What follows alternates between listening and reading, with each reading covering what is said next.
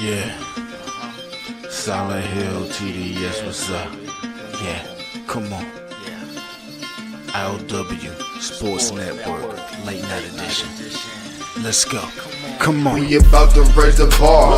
Wild card mark. Everybody grab a seat, cause you know we about to spark. Late night sports talk. Modelo Le Cigar. Man, you don't wanna start.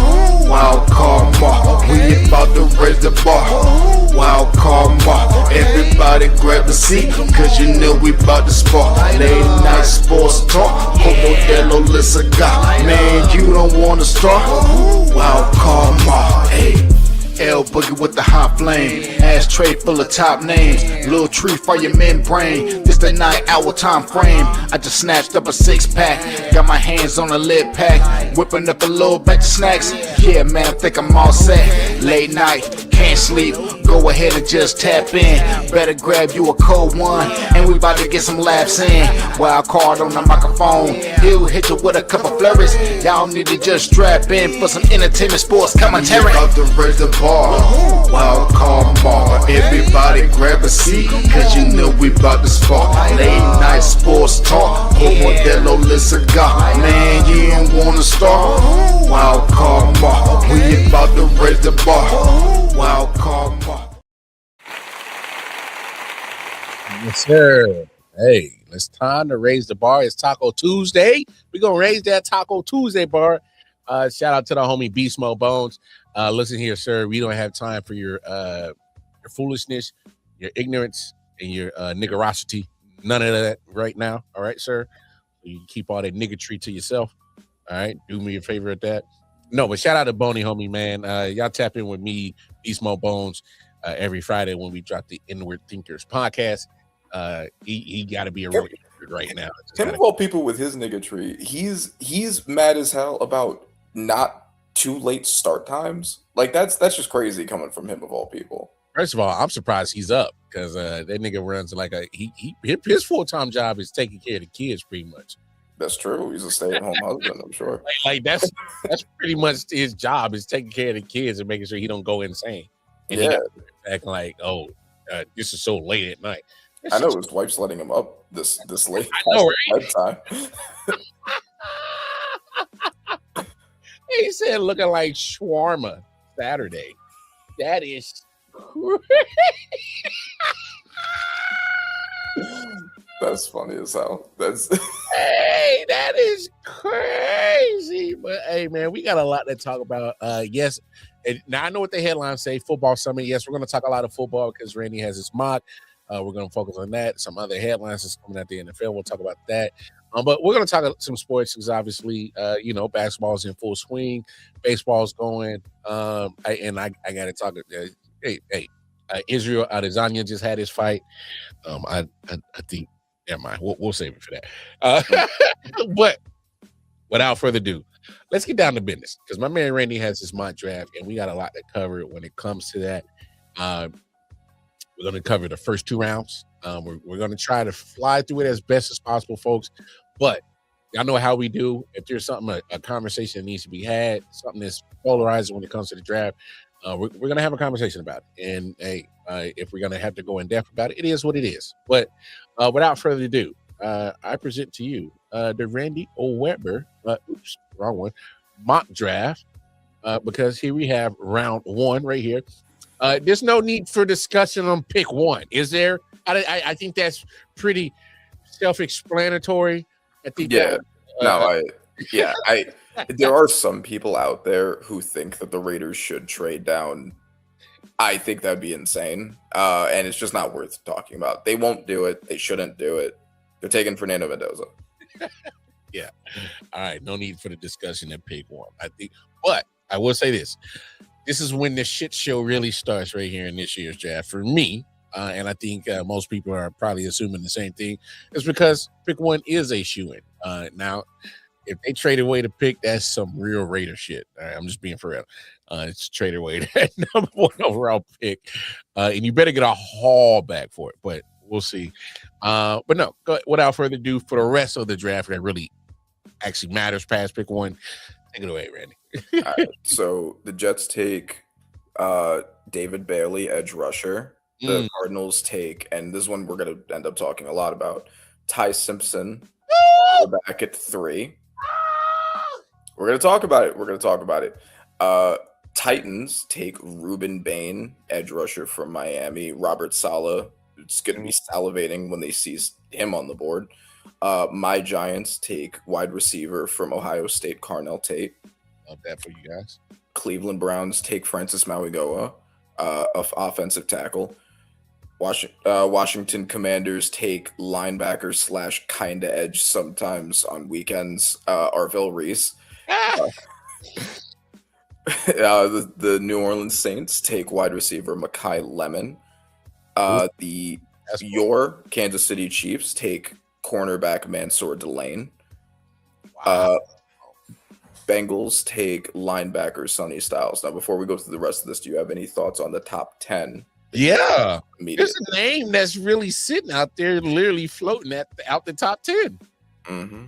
I mean, literally, there's no love for love at all in this mock draft in that top 10, and that is shocking.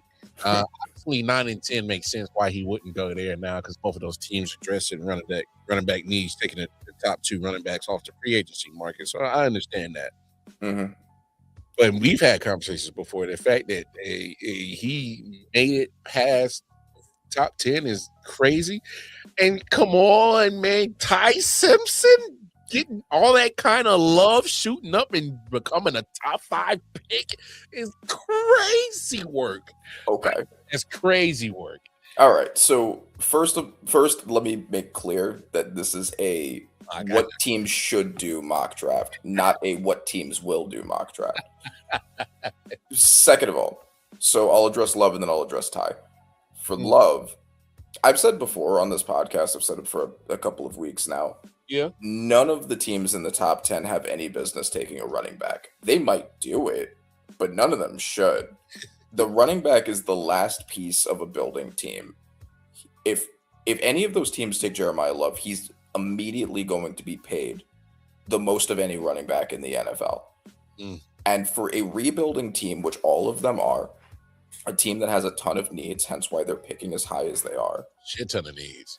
They have no business investing that much in a running back. It's just like, yes, he's a great player. He might be the best pure player in this entire draft, but positional value is a thing. It does matter. We saw Ashton Genty might have been the best player in last year's draft. Like there was a legitimate argument for him being.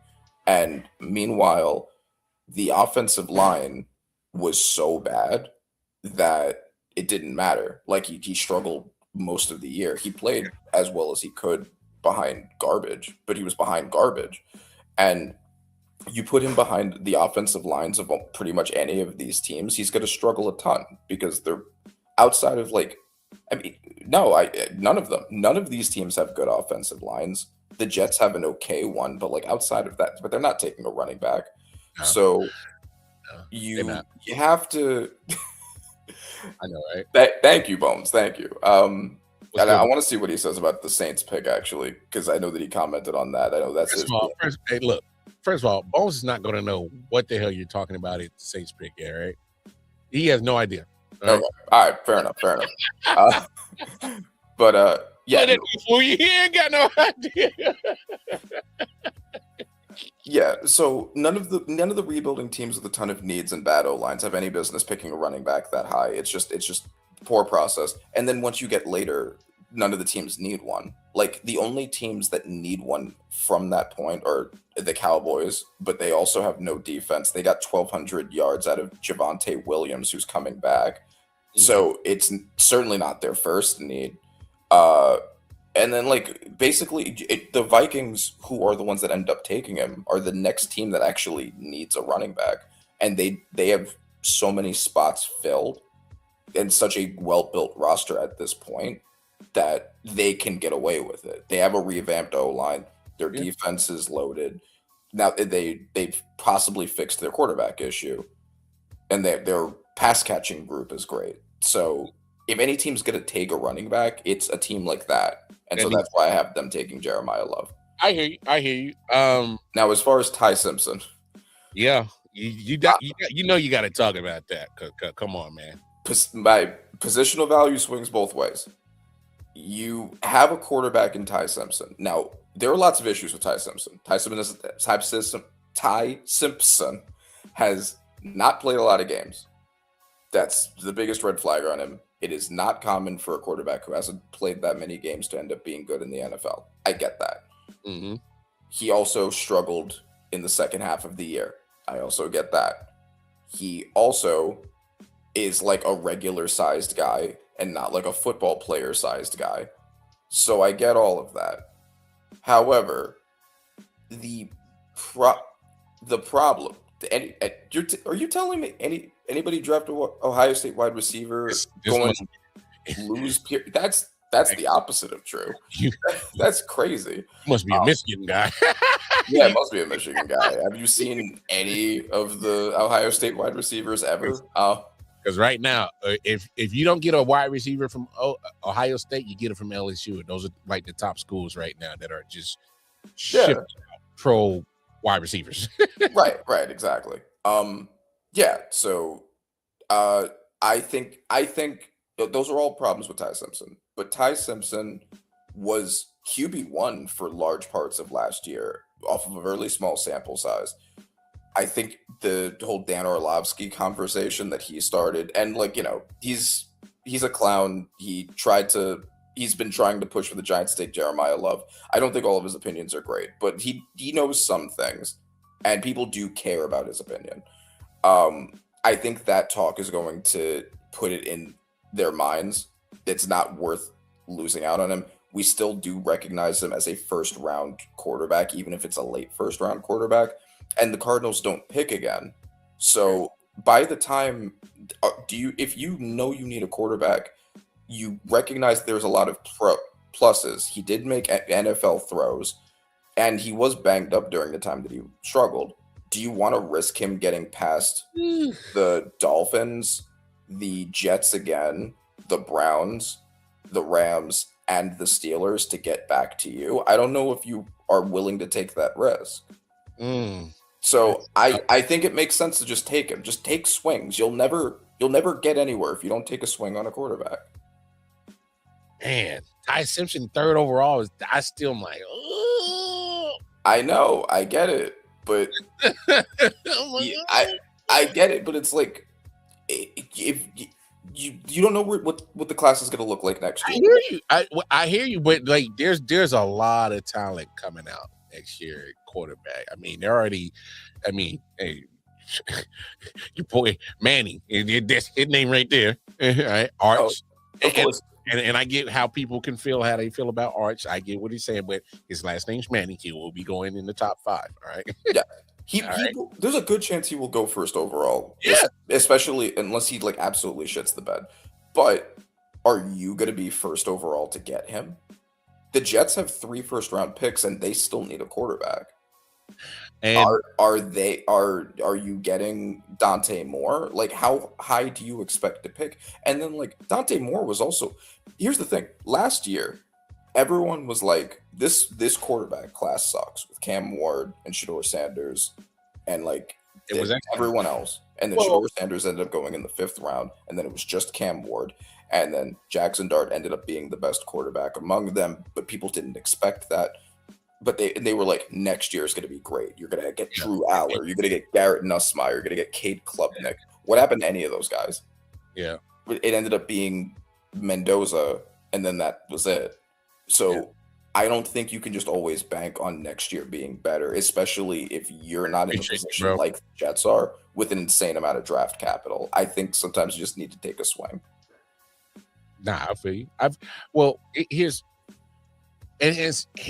that I guess situation that puts you in when you're a franchise that just let go of your quarterback that you put a lot of money in.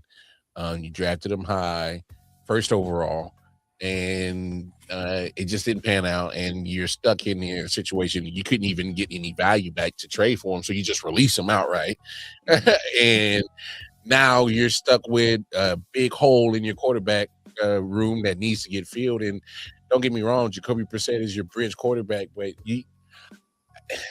And trust me, I understand what your thought process 100% of getting Ty Simpson. You don't want to miss out on the second best quarterback in this draft. I mean, by far, he's the second best. But I just, for me, the gap between Mendoza and Ty Simpson for me is so wide that the drop off is kind of like, well, damn, they just settle at Ty Simpson and then get him at 3 for me is an overreach. Now, if you're talking about second and third round, I'd rather take that gamble because I can't. But I get what you're saying. Yeah, I think it's very unlikely that he'll end up in the second round. If I thought that, I would say do that. Oh no, without a doubt. And just like you said, there's a team, like you said, with the Jets. Yes, they get Geno Smith, but they're still, you can't tell me that they're not looking for still a quarterback for the future. You know what I'm saying? So if he's sitting there by the time they come around, whether they're in the back end of the first or early in the second, they'll snatch him quick. So I'm with you on that. Right. And also, we also do have to, I think, remind people, Tom Brady was taken in the 6th round. Jamarcus Russell was taken 1st overall. Yeah. The scouts are wrong sometimes. They are. and they focus a lot on traits sometimes rather than actual ability to play. And, Ty is not the traitsiest guy, but he looked really good for the first half of the season. Now, don't do that, bro. Don't do that. Ty Simpson is the second best quarterback in this draft class, period. Don't do that. Let's not. Y'all think Garrett Nussmeier is better than him? Do that. Let's not do that. All right.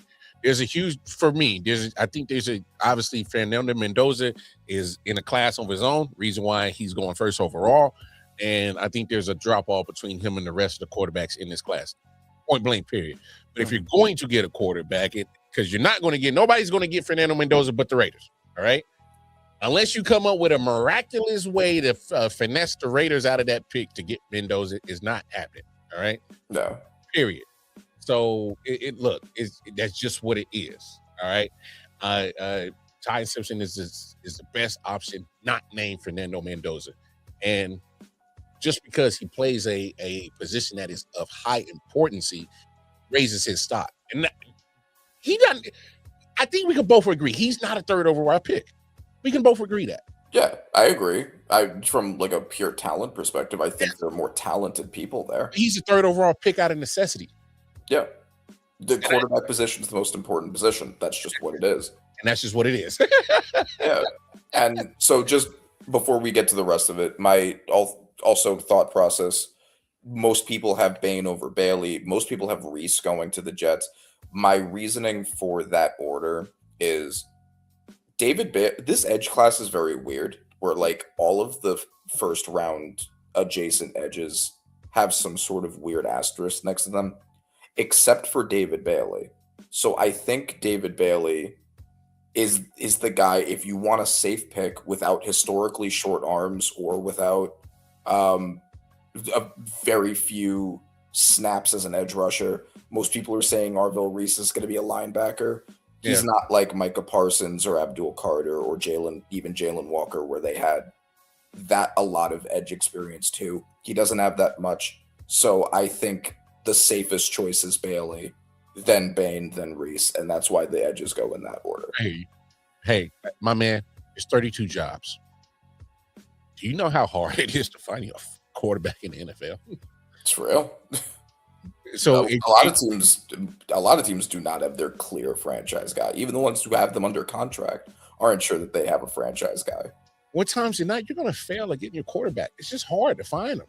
Yeah, but you got to take swings. It's just hard. Mm-hmm. Patrick Mahomes don't grow on trees, bro. I mean, first of all, and Josh Allen had to develop to be a Josh Allen. That's true. Josh Allen was not good coming out. No, he was not. What you see now was he's not a finished product. All right. Yeah. And speaking of like misses at quarterback, Lamar Jackson went at the bottom of the 1st, and that was an obvious miss because he had just won the Heisman. And failed the 1st round. Right, but like scouts are wrong sometimes. Yeah. Sometimes that's why you just take swings anyway. And that's why I'm not giving you that much pushback on the Ty Simpson pick, because it's like, you know what, damn it, when you got nothing at quarterback, you just take a swing. You got nothing. Because Jacoby Brissett we know he knows He's not a long-term solution.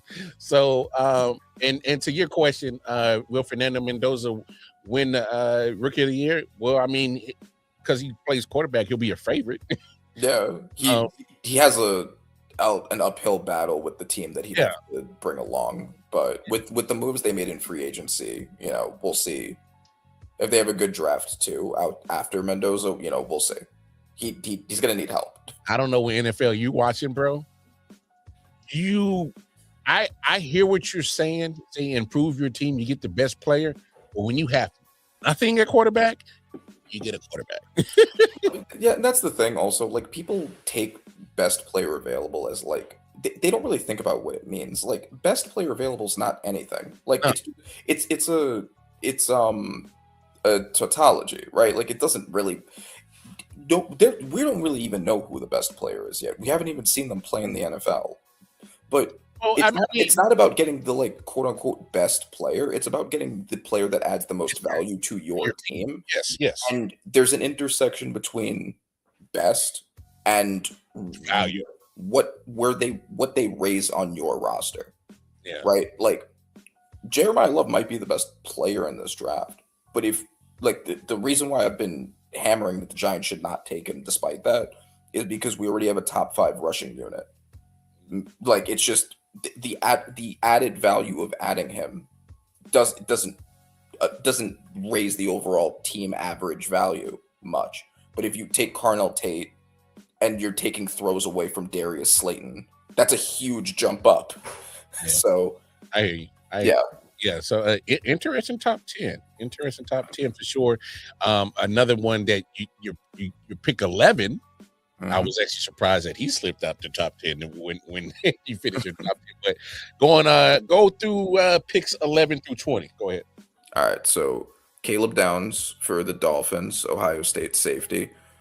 12, Jermon McCoy, cornerback. I originally, because of him missing all of last year and him missing the combine, I thought that he was going to slip similar to the way that Will Johnson did last year, despite him being the consensus best corner last year because of his injuries. But he had an awesome pro day today. And so I waited until after that to move him back up. So I think he's going here. Spencer Fano, tackle / guard / center, goes to the LA Rams. Baltimore Ravens get wide receiver Jordan Tyson. Buccaneers get Akeem Mesidor, edge rusher. I like that. The Jets, with their second pick, get Avion Terrell. And by the way, just to the whole one more thing for the whole Ty thing, I would have been willing for the Jets to take Ty at 2. That's how much I think that this matters. The only reason I didn't is because in their case, they have 3 firsts, so it's not worth reaching for a quarterback. They're sure they can get their guy next year. No rush. Exactly. They know they're gonna suck ass. Can we be honest? Just know they're gonna suck ass. All right. Yeah, they're gonna suck ass because they're the Jets. That's the thing they do. I mean, they know they're trash, and they got Geno Smith. And with all these first round and second rounds, and a lot of picks in the first 100 picks. Yeah, a lot of picks in the first. Yeah, and they're smart enough to tank like grown-ups, so they'll get their guy. Tank like a real man, bitch. Yeah. 17 offensive tackle / guard Caden Proctor. Number 18 running back Jeremiah Love for the Vikings. 19 offensive tackle Monroe Freeling for the Panthers, and then 20 with the Cowboys' second pick safety Dylan Thieneman. Do you have any thoughts on any of those? We already went over Jeremiah Love. I don't know if you vehemently disagree or if you want to talk about any of these other ones. I thought that mock went pretty well. Obviously, the Panthers getting offensive line help makes sense. Same with the Lions. They need it. They got some guys. I love the pick that you did for the Buccaneers, getting some edge rush. I think the only thing I was shocked was Caleb Downs getting to 11 because I think he is so dynamic. For him to get to 11 was shocking. He's a great player. It's just between the lack of positional value and also the degenerative knee concerns, it's like there's so much talent that's in the top 10. Someone had to get pushed out, and that's just his reason. Best player in media is always QB, which is wrong. But I mean, that's the media. I mean, I guess we're considered media because we're podcasts, but we don't operate like ESPN, FS1, and none of them. Best player to us is like Randy said, what fits your scheme, what fits your team. When you come up to your pick, the best player available is the one that you have on your board that is at the top of it, and if he's not available, you go to the next one. And that's, to me, that's best player available because you have already scouted what players fit your scheme, offense or defensively. And so if they're there, that's the best player available. You get them. Right. Who raises your team the highest? He has to raise your team stock. If he doesn't, he's not your best player available. All right. He's just another guy on the board. And not everybody should look. There's 32 teams that operate 32 different ways because there's 32 different general managers. Whatever their philosophy they believe in, that's what they believe in. It's us. We're content creators here to nitpick it. We're just here to say we like it or we don't. I mean, we're not in those rooms. We don't get paid those millions of bucks like these general managers to make these decisions. I wish we could, because there's times where, and I'm not saying we know better than them, but there are times where I'm like, sometimes we know better than them. Sometimes we might not. I as a longtime Giants fan, sometimes we know better. Better Russell Wilson or Drew Brees overall career? Drew Brees. It's not even a question. I will say this. I will take Russell Wilson's deep throw of the football over Drew Brees. Yeah, although that one's even close. Drew Brees did have a nice deep ball, but I would agree with that. I would kind of take Russell Wilson's deep throw. That it's like the perfect drop. It's like and then drop right in the breadbasket. So he said, "Y'all wildin', bro. Y'all taking tie too." Hey, first of all, you in New York. If you in New York, you should be used to all types of scenarios because y'all deal with all types of scenarios as a New York fan base. I'm assuming this guy's a Jets fan because of how mad he got at that and him saying New York City. He gotta be. Come on. Hey, Sound Mark. Hey, it's all good, dog. It's a mock. This ain't real. All right. But it's a real possibility what could happen for your sorry ass Jets fans. Look, I'm just saying, like, Ty's been moving up and down boards like crazy. The Dan Orlovsky thing has definitely gotten into some people's heads. It could happen. Hold on, time out before we continue this.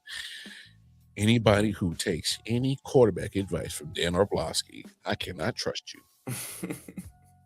I can't trust you. I can't trust anybody that trusts the man that ran out the back of the end zone. I can't trust anybody that trusts the man who trusts a man that ain't worth a damn, never been worth a damn, don't know how he even got to Division I football, don't know how he even got drafted to NFL football, and I don't even know how in the hell Disney World, Mickey Mouse, ESPN thought that this buffoon who could run out the back of the end zone thought that his expertise in quarterbacking was the best person to go reach out for. I don't know what the hell they was thinking. Mm-hmm. Tell him. Tell him with your whole chest. Cause it's crazy, bro. Like, come on, bro. Like, I'm just saying, if you think that the Giants should sprint in the card for Jeremiah Love, I stop listening to your draft opinions. That's. Hey man, look. And I'll give you credit because you talked me off that Jeremiah Love bridge to the Giants a few weeks ago because I was like, you got some points. Because I think they underutilized Tracy. I think Singletary, he's all right. He's another player on the roster. And then, of course, Stadaboo brought so much juice to the New York area.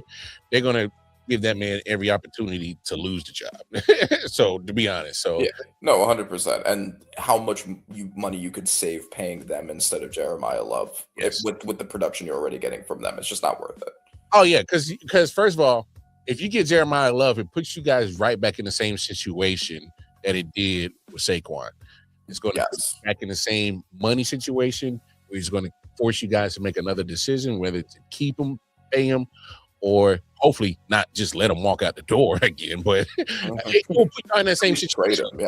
Yeah, at least do something. So I don't know, man. It's just crazy. So, Any that, thoughts on any of these others before we move on Yeah. to the rest of the first? go ahead. Picks 21 for the rest of the first. Go ahead. All right, so 21. So I have this as a common theme for the Steelers.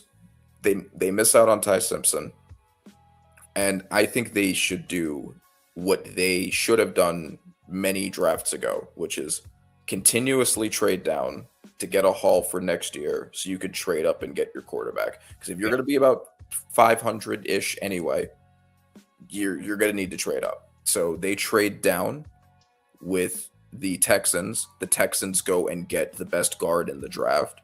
They need. Build up that O-line. I know they made some really good free agency moves that we didn't talk about when I did my free agency ranking, but really smart moves, getting Evan Brown and Wyatt Teller and Braden Smith and all them. But they still have a lot of work to do on that. So they get Vega Ioane, guard, best guard. Chargers get another guard, Emmanuel Pregnon, after being sniped for Vega, which I'm sure they're not happy looking at that. Nope. But Emmanuel Pregnon was graded as the best guard in college last year. I think a lot of people have him in the second round. I think he's a first round guy. Absolute monster guard. Eagles take edge TJ Parker from Clemson. Browns take wide receiver / gadget do-it-all guy Casey Concepcion. I like him. Yeah. Bears take defensive tackle / sometimes edge Peter Woods. Bills take wide receiver Omar Cooper Jr. from Indiana, the championship team. Get a little championship blood into that organization. Maybe some goodwill there. Yeah. Put him next to DJ Moore. The 49ers finally take some Trent Williams insurance and Caleb Lomu, which they need because Trent's getting up there. Getting up there in age, and hell, they still haven't even figured out his contract situation yet. Still, so right. So they can always have him play next to Trent Williams at guard, and then when Trent Williams is out, move him over to tackle. Yep. Good way to help develop slowly. The Steelers got to 28, but they trade down again. The Patriots move up. I know that they got Romeo Doubs, but that wide receiver room could still use some help after Stephon Diggs not keeping him, whatever ends up happening with him. They get Denzel Boston. Boston isn't his name. The man has to be a Patriot. That's crazy, bro. And also they sniped their rival Dolphins for a wide receiver after they lost Jalen Waddle. So they could be a little spiteful there. Your Chiefs with their second pick get, I love that. Yeah, tight end Kenyon Sadiq, eventual Travis Kelce pupil, who then takes his place when Kelsey's ready to go be a house husband.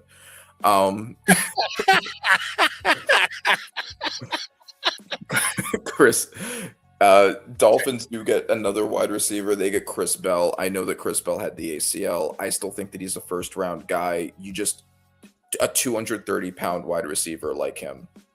I think you take the risk there. The Steelers finally do take a pick. I kind of went BPA with them since I'm still maintaining the strategy of trading down. I had them take Emmanuel McNeil-Warren as Minka Fitzpatrick replacement. They could have also gone O-line, but the board just kind of didn't fall that way. And then the Seahawks take the edge with the historically smallest arms in the combine, but an awesome player, awesome pass rusher, Cassius Howell, because people need to get over his arms. Yeah, they do, but I'm actually surprised you got Cassius going that high. And I'm surprised you got the Seahawks taking them because they need a running back. I'm surprised that you had them go taking Price. Price is not. Price isn't the first round guy in my opinion. I hear you, but and the positional value is not there. They could get a running back in day 3. I hear you. Yeah, but no, I think Cassius Howell's an awesome player. It was one of the best pass rushers in college. They do need an edge also. So I have them going edge, and then spoiler, I have them going corner in the second round as the Reek Woolen replacement. And yeah, they can get any running back in day 3 and be fine. Yeah, and I guess the same applies to the cornerback because I think the cornerback is room is pretty deep too. So you don't It's have like Jeremiah Love's like here, and then like everyone else is down there. So once you get to to. down there, it's like just take whoever. On potential, yes, I think there's a huge gap. But if you look at how Notre Dame is running their system, Price wasn't no scrub. No, he wasn't.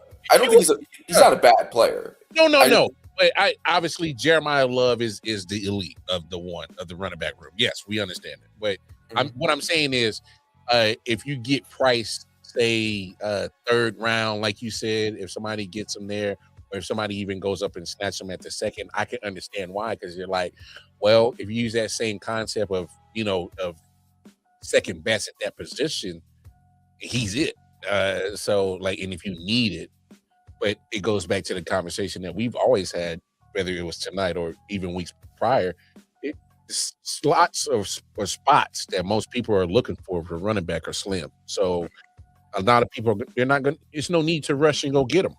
No need to rush and go get a running back when not a lot of teams need it, and you don't need to, Yeah, I think that the next running back is going to get off the board in the third round. Maybe not day 3, the third round, but like that's where Price would likely go, because at that point it's like, well, I'm getting a developmental running back anyway.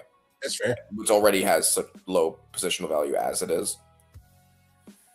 No, that's a fair assessment. I dig that. Let's get into round 2. All right, let's go through the first 10 picks of round 2. Kick it off, my brother. All right, so Jets take defensive tackle Caden McDonald, best run defender in football last year from Ohio State. The Cardinals do get their right tackle to protect Ty Simpson and Blake Miller from Clemson. Plug and play starter.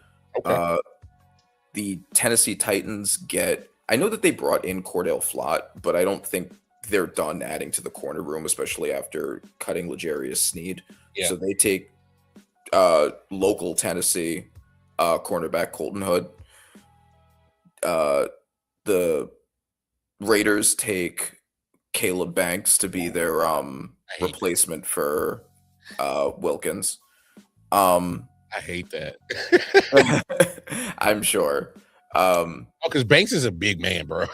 Yeah. No, I mean, it has what I think was the best measurements of any defensive tackle ever. It's just the injuries that led to him falling this far. But, yeah, I'm so sorry to do that to Patrick. My Giants go again. I really wanted the Giants to get Emmanuel Pregnon, but I do think he's a first-round guy. But I'll settle for the linebacker that won the Butkus Award and had one of the best linebacker seasons ever in Jacob Rodriguez. Tackling machine, bro. Yeah, absolutely. For our run defense, it'll be very sweet. Don't forget.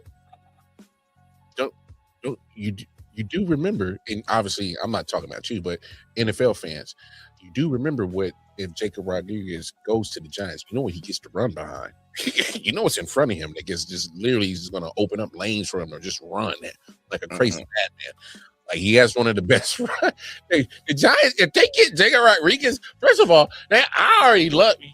Even last year, I know the proof's not in the stats and in the production, but look, I don't care what nobody say. Giants got one of the best put together front sevens on defense in the last 2 years. That's just me. Yeah, and I don't. In draft wise, now there's one thing they ain't fucked that up. Right, is drafting that front seven. They ain't messed that up. They know how to draft the front seven on the defense. Everywhere else is a question mark. Mm-hmm. They ain't never messed that up. Yeah. So imagine putting this guy next to Tremaine Edmonds now behind all that. Come on, man. Yeah, I had to do it. Let's see.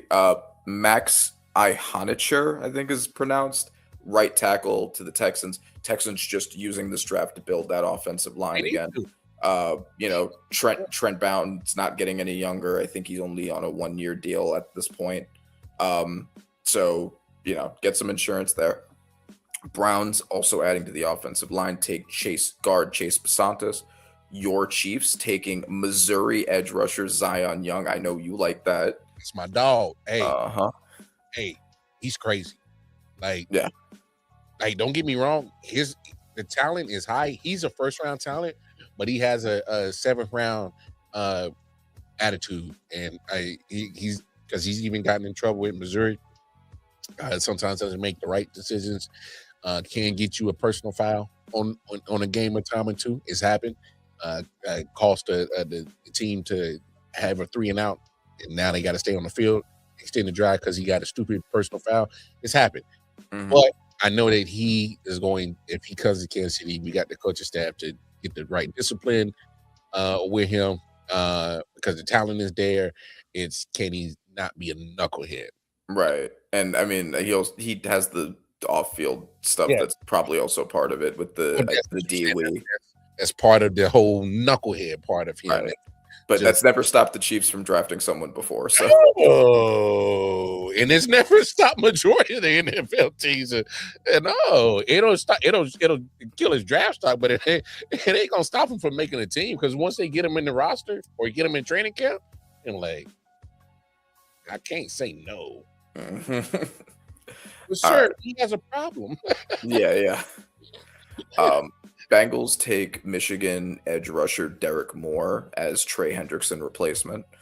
The Saints take edge rusher Gabe Yakis, former amateur wrestler. I really like him. He's one of my guys in this draft. Saints get him. Adding to the secondary again, the Dolphins get cornerback from San Diego State, Chris Johnson. The Jets finish their multiple draft picks with wide receiver Jeremy Bernard to put next to Garrett Wilson. The Ravens get run blocking specialist guard Jennings Dunker. Perfect fit, I think, with the run blocking, especially for a team like Baltimore. Buccaneers get linebacker CJ Allen as a replacement for Levante David. The Colts get quarterback Garrett Nussmeier, and I'm sure. Whoa! I don't know if you want to stop this reading there to talk about that one a little. No, I'm gonna let that marinate. I want you to kick. All right, come back to that because I want that to marinate. Okay, bet. Because if me knowing you, I think I understand why you did that. But let's come back to that. Yeah. All right. Falcons with their first pick take cornerback Keith Abney. Now right here, I absolutely love Keith Abney the second as a cornerback. I'm hoping that he somehow can fall to the Chiefs, whether it's pick 40, the third round, or somewhere in there, because I know we got 9, 29, and 40. If we pick them at pick 40, which is the second round, but I hope he falls to us because that cornerback can play inside, he can play outside, he's versatile, he can come on the blitz, and he causes turnovers. He does everything that you ask for a corner, even tackles. Yeah. He's an awesome prospect. The only thing that kills him is he's going to be like, I think he's 5'10", 5'11". And so he's going to run into a problem when you run into these bigger receivers. It's just the height disparity is just obvious, and it's going to kill you sometimes because I've seen it with Trip McDuffie, and that's kind of the main reason why the Chiefs traded him away is because when you go against these bigger wide receivers, you're going to struggle. Just point blank period, because you physically can't do nothing when you're 5'10", 5'11", and he's 6'3". He can't do shit. All right, it's just point blank period. And that's when McDuffie would struggle. And he was one of the better corners in the league, and still is. But when you got a big receiver going up against him, you know, you get your Devontae Adams, 6'2", can run routes like crazy, can get open, or you got some of these now 6'2", 6'3" receivers who are still running 4.3, sub 4.40 40s, and doing everything. Like, that's still tough to cover. And But no, that's probably his only knock I got against him. So I didn't mean to cut you off, but I saw that you actually had him going in the second round because I seen a lot of people projected him to be like a day 3 sleeper. But Yeah, I think most that I've seen still have him in the second, but he is kind of in that weird range. yeah, Brandon Cisse, who I have taken later, I yes, is projected usually to go earlier because of the size and length. yes. Just not as good of a player. I yet. hear Like, you. he's a developmental guy. So that's why I think, like, if it were me, I'll like, let me take the guy who's good now, even if Yes, he's giving up like 2-3 inches more. I hear you. I'm right there with you, Randy. I'm right Yeah. there with you. I'm right there. Hey, Yeah. I'm right there with you because, like, don't get me wrong. Cisse, I think raw talent. He can get handsy. He's going to get physical. So if you like, you're going to have to deal with the flags on the one-on-one occasion, man-to-man situations with him. He eventually will turn into a great cornerback, but like you said, when I got a guy like Abney, that's clearly, I think he's so polished. Yeah. Yeah, I'm with you. I mean, like he gave up a passer rating of like 49 this past year. I think no 40. It was in the 40s this past year, and then 2 years ago he gave up one of 18. It wasn't in a high sample size, but like this guy's good. He's really good. Yeah. There's another corner who's not here, who's even smaller, and D'Angelo Pons. And I have him going at day 3 because like the size does eventually matter. Like when you're 170 and like 5'8", like at a certain point, it's like, all right, come on. Like, but Abdi's not that small. I think he's fine. So Vikings take defensive tackle Christian Miller to replace Hargrave and Allen. Lions take edge rusher Malachi Lawrence to get Aiden Hutchinson some help. Yep. The Panthers take guy who I'm much lower on than apparently everybody else, Keldrick Falk. Really? Run defending edge. And we'll get into why when I guess we start talking about these. Green Bay Packers get cornerback Brandon Cisse, which you just talked about. Steelers trade down again, and they trade down so the Raiders can come up and get the next best offensive tackle in Caleb Tiernan, who I know is going a little higher than most people would expect him, but after him, it gets really bad with the tackles. Like Isaiah World's the next guy, and he's entirely a project. So, yeah. So sometimes you just got to get a guy who can play right now. Eagles take guard Kalen Rutledge, trying to get the offensive line back to where it was. Chargers take wide receiver Elijah Surratt, also from Indiana, also just won the Natty. Jaguars take defensive tackle Lee Hunter. Bears take safety AJ Halsey. 49ers take edge rusher deny Dennis Sutton. Texans finish their offensive line picks with center Sam Hesh.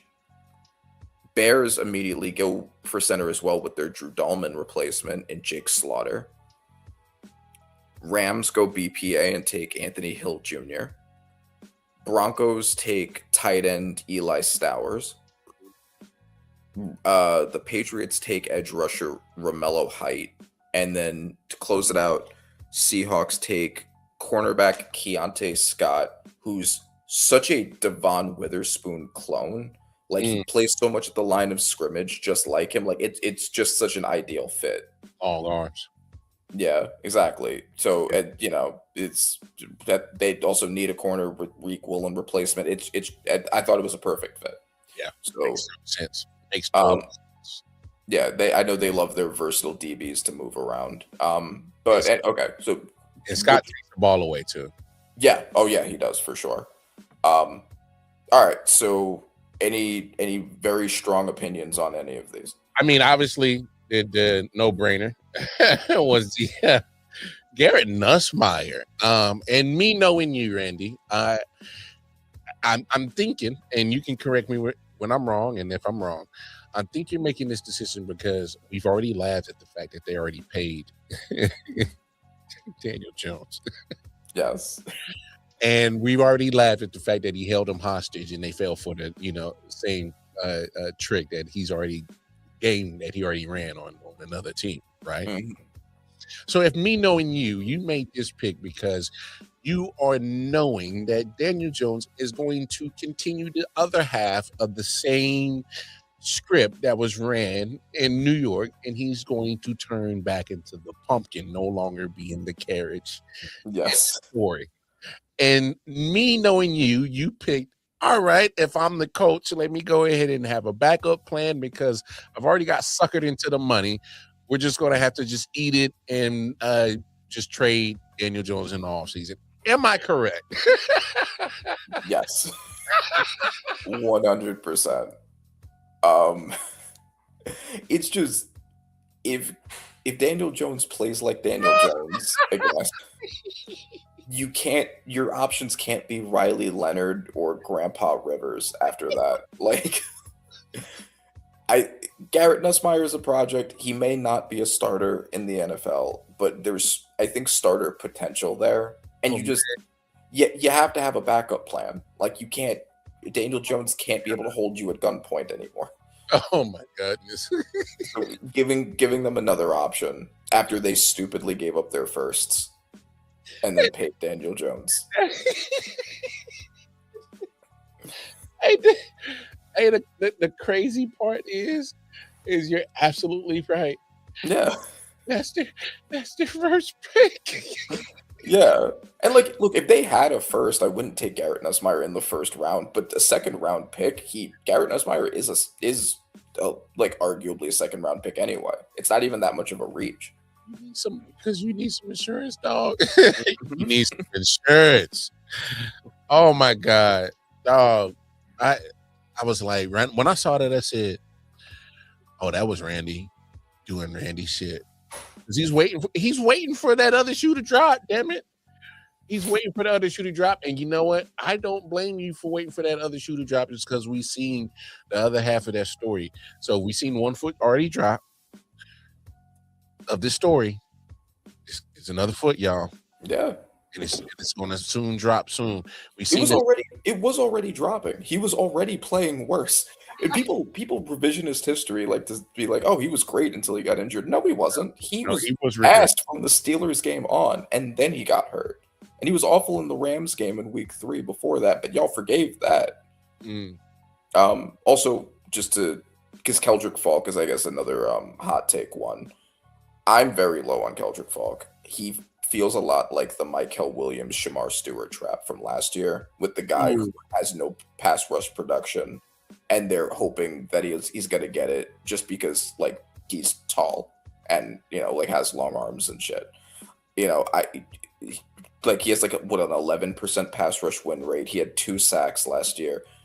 I know that a lot of people are mocking him as a first round guy. That's changing around a lot. I think he is a second round guy. I think Shamar Stewart was at a second round guy at highest last year, and I think I've been vindicated in that because he was awful when he was on the field. Michael Williams, I think, was a second round guy, and same deal entirely. But I think if any team makes sense to take him, it would be the Panthers in the second round because they already got their outside linebacker in Jaden Phillips. They still have Nick Scorton, who was good last year. They had Princely Umanmielen that they drafted last year to be a pass rushing outside linebacker. They're going to be running a 3-4 set, and Keldrick Falk's best usage at the next level is probably going to be a run stopping defensive end in a 3-4 set with outside linebackers rushing the passer around him. That's right. And they had the worst run stopping percentage of any team, so they could use the run defense. They had the worst run defense ever the year before. Yeah, but that makes him a specific gadget player on defense. Yeah, exactly. It's a limited role, but he is a really good run defender. So if you're willing to prioritize run defense, for a team that it was the worst run defense team, it makes sense. It's just not first round value. I hear you. Because you plug a hole. It's just like damn, man. Like if I'm gonna plug a hole, I hate to waste the first or a second just for a specific hole plugger when I when I can get a guy that's versatile that can plug multiple holes. That's Exactly. that's what a guy that I usually want when I'm in the first, second rounds is a multiple plug filler, not just one specific one. But I get it.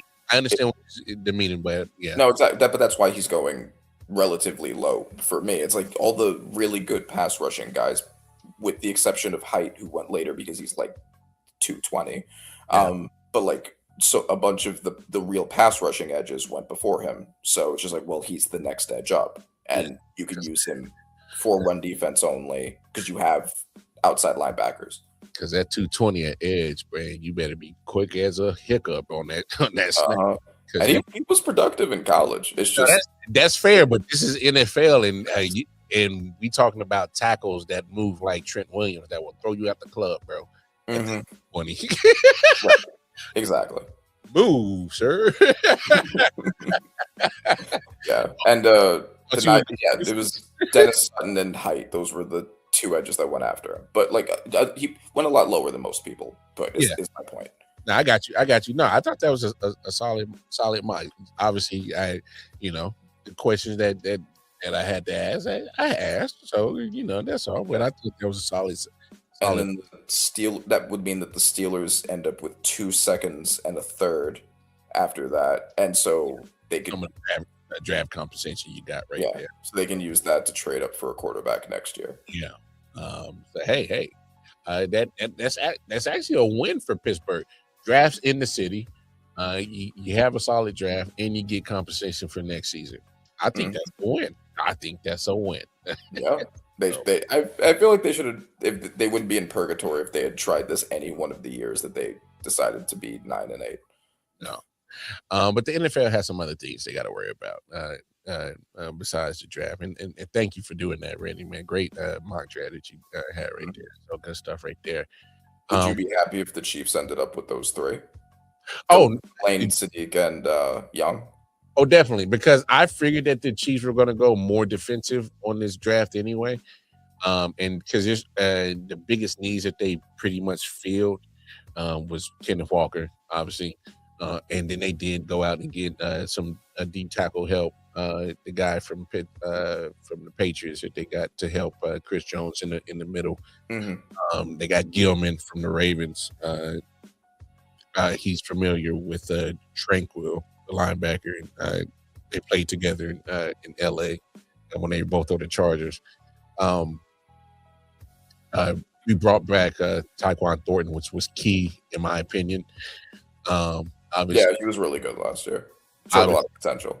Oh man, a deep threat, still relatively young. He's like 24, 25 still, and been in the league for a couple of years. So he's technically the veteran in our wide receiver unit, and he's 5. So, and then obviously, I just think going defensive was obviously a no-brainer. I wouldn't even have mind had you had Caleb Downs to us, to be honest. Okay. Because he's versatile. I mean, what can he not do? And then it's just with Sadiq falling to 29, man, he falls to 29. That's a godsend. Because me and my homie even had us mocking, had him picking him up after a couple of trades, picking him up around 15, 16. Yeah, it's just I just didn't know what other team would be prioritizing tight end that high. Like the Vikings and the Eagles were the two that I saw get him a lot. Panthers also, but Vikings brought back TJ Hawkinson. They did. Eagles brought back Dallas Goedert, and I think Mitchell Evans, the tight end from the Panthers, was graded pretty high. I just don't know if any of those teams would choose tight end at that point. So it's just like, well, the Chiefs are the tight end team. Oh yeah. And look, I know a lot of people say don't take a tight end at 9. I wouldn't even been mad if you had him mocked at 9 because, I mean, if Pitts goes at 8, when he did a couple of years ago. And I'm like, you see, and I think a lot of people are having that bias where, well, that's why you don't pick a tight end that high, because you should look at what Kyle Pitts did. And I don't know if Sadiq is going to have a similar trajectory as Pitts, but no, it's true. And there have been, I knew I cut you off, and then we kind of went into this, and we'll talk about what we were about to transition to. But I mean, Brock Bowers, Colston Loveland, and Ty Warren all ended up being huge hits. Is Sadiq going to be like them? I don't know, but all of those guys helped their offense tremendously. I know that I was kind of banging the table. One of my draft misses was failing the Raiders for taking Bowers instead of Fuaga, because they still need a right tackle, and they could have addressed it there. The Saints immediately took him after.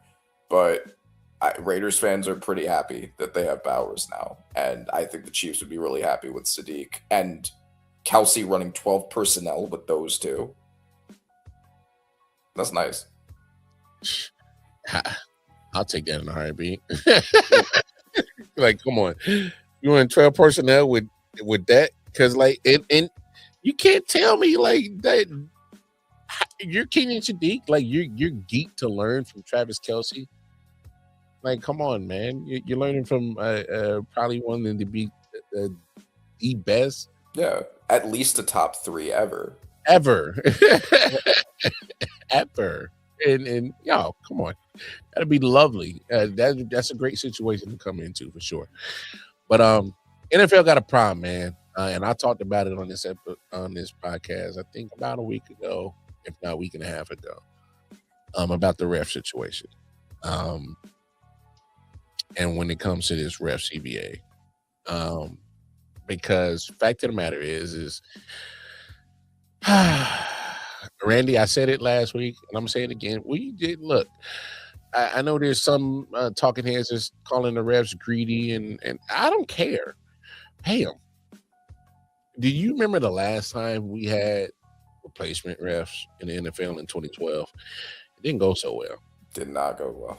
It did not go well. All right. And that was the cream of the crop that you had of replacement refs. That was the best you had, and it did not go well. So here's my thing. When you are a sports entity that makes that much money, pay them, because it's a kick in the bucket to you. It's nothing to you. Because right now, the max that you're paying some of these refs, the tenured refs, at max, they may make $230,000 per season. And for regular common folk like me, that's good money. So if you need some replacement refs, holla at your boy. Holla at your boy. I'll take those 6 figures real quick for that 5-6 months of work. Let's go. Let's go. So holla at your boy. You need a replacement ref. All right. I've been in the gym. All right.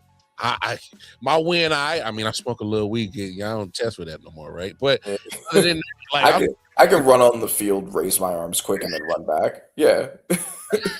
I'm ready. So you need to holla at your boy. But here's my thing, Randy. So what if they want more money, and the max that you're paying for some of these guys is 200-something thousand, and they want more? I mean, okay, so what? You got to go up to 300,000 or 400. Who cares? You make damn near $500 billion in profit per year. Why are we in a stalemate crying about what are we paying the refs? So what, they getting greedy? I hate to tell you this, NFL, they are part of the game, whether you like it or not. And guess what? They affect so much of the game, whether you like it or not. So I want the best officiating the game.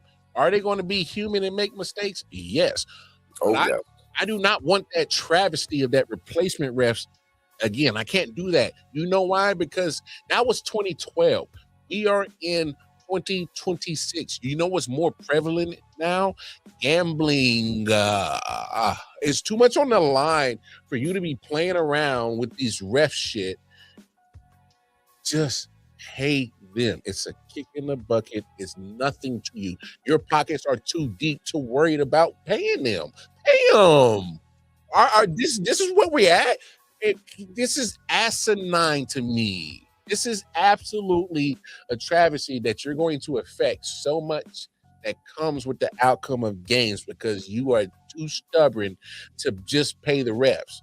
When you do so much as an NFL to give the middle finger to so many people, matter of fact, you give the middle finger to the players every year in the CBA because you got so much control of that whole CBA.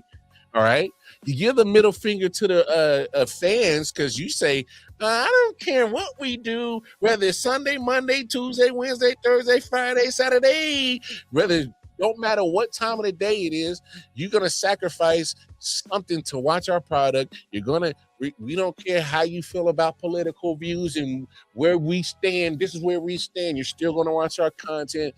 You give us the middle finger every year, and we still watch your shit. It's just like, come on. Don't give the middle finger to this. All right. Let us have something, damn it, because I do not want my parlay going to shit because some replacement ref fucked up my parlay. That's true. And I mean, it's also a good point to bring up the gambling because I don't know what kind of checks they're going to be doing on these replacement refs, but like you could be opening up the door to, potential people like making mistakes. Bro, remember last time they had to excuse the motherfucker because he had his own Facebook profile of old just fandom of Saints shit everywhere. You know what game he was refereeing? A Saints game. Yeah, exactly. There's a conflict of interest here. Exactly. And I mean, the refs are bad enough as it is. We don't need them getting worse. And we also kind of, as football fans, do get into the habit of fantasy GMing a lot. I know I do. I know you do too. And part of that is us thinking about how to not pay people. And we so often will cheer. I mean, I was just going on a whole thing about why I don't want Jeremiah Love to be making that much money on my team, right? But and there are reasons why for roster construction, the importance of spreading around resources and cap and all of that. But we get to the point mentally where we step into their heads in a fantasy way to try to underpay everybody as much as possible, and we start sympathizing with that goal. But at the end of the day, we are not billionaires. We are not team owners. No. And those people are so far divorced from us, and they are actively trying to screw players and refs and employees and everyone they can, including us, to get as much money as possible. Their goals are not the same as our goals. No, and so if they're going to screw up the fairness of their own game just to save some money, we should push back on it. Yes, exactly. At some point, we have to push back and say, what the this for me, this is the one that we push back on. Because if it wasn't an element of the game that wasn't important, then I wouldn't give a damn. But referees are just too important to the game. They're just too involved. They're too integrated in what the game is about. Somebody has to officiate this shit, man. Some of the biggest moments in NFL history were the result of ref screw-ups.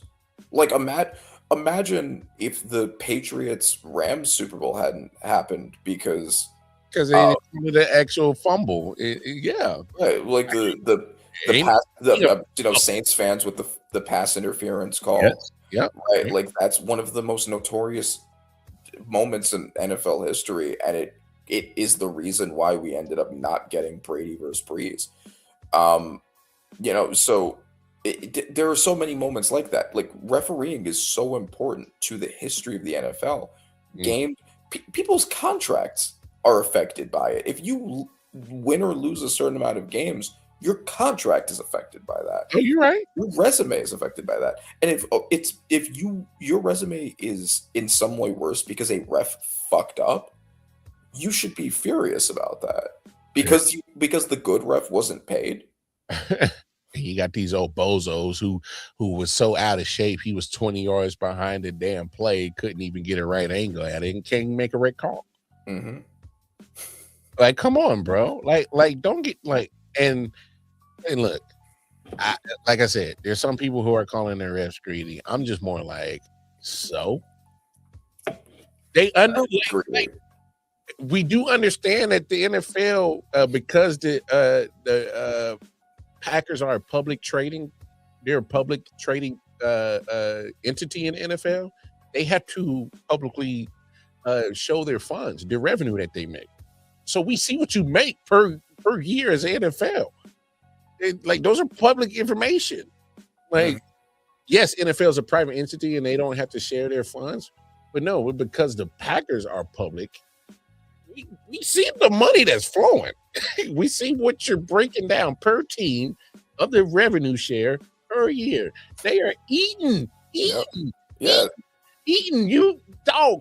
Yeah, no, Comrade Green Bay with their socialist NFL team project is really giving us an in look on the profits and the funds and how what all the other NFL teams are also doing. Randy, the NFL has the biggest fly swatter in the world in their hand, and this ref CBA is the fly. All they got to do is swing the shit. That's it. And they can make this go away. But like you said, these are billionaires who are far removed from us. But one thing I do know about billionaires or motherfuckers like that got money, because I spent my time in a few country clubs. All right.